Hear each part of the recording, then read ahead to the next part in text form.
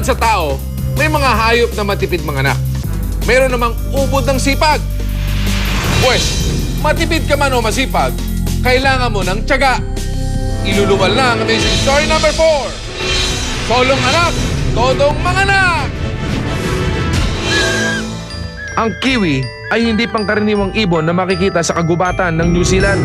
Sa gabi lang sila lumalabas. Hindi sila nakakalipad at nasa dulo ng tuka ang ilong nila. Effective gamitin sa paghahanap ng bulate. Kakaiba ang paraan ng pagpaparami nila.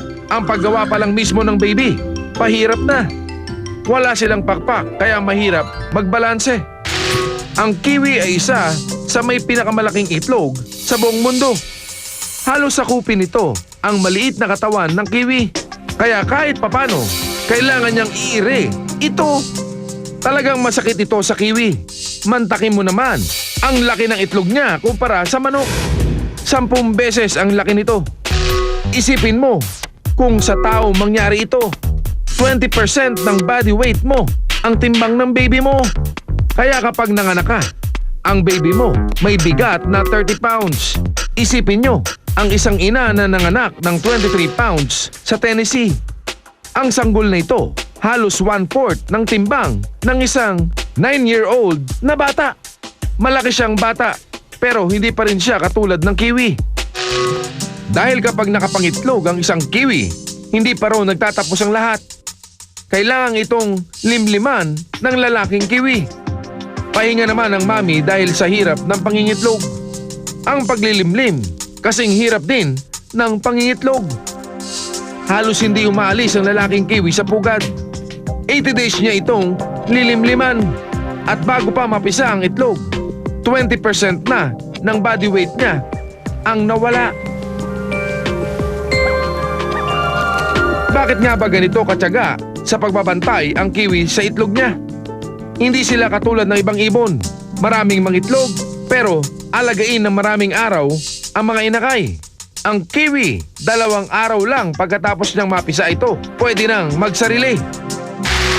Ang mga rabbit o kuneho may kakaibang talento sa pagpaparami. Ang kailangan mo lang, madamong lugar at isang magkaparehang rabbit.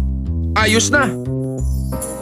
At kung nasa kondisyon pa ang rabbit, kaya niyang magkaroon ng bagong pamilya buwan-buwan. Kaya nilang gawin ito ng paulit-ulit kahit umabot pa ng 1 dekada. Isipin nyo kung ang tao katulad ng rabbit magparami. Ang isang mag-asawa kayang magkaanak ng isang baby sa 1 taon. Pero ang rabbit, pwedeng magkaroon ng 6 na babies buwan-buwan. At 6 na buwan din lang para magbuntis din ang 6 na babies na yon. Sa 1 taon, pwede tayong magkaroon ng extended family na 414 babies. Bakit ba hindi pwedeng magparami ang tao katulad ng rabbit?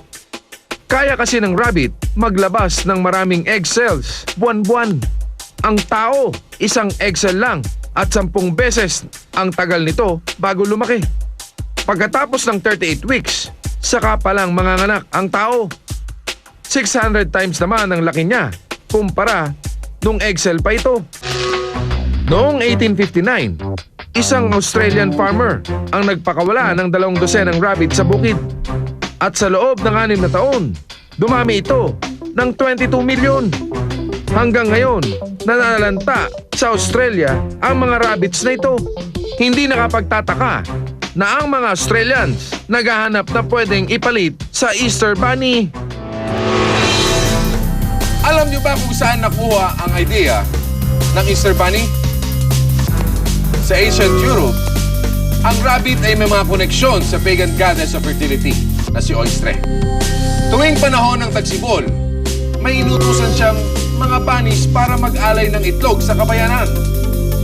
Isa itong palatandaan ng panibagong buhay.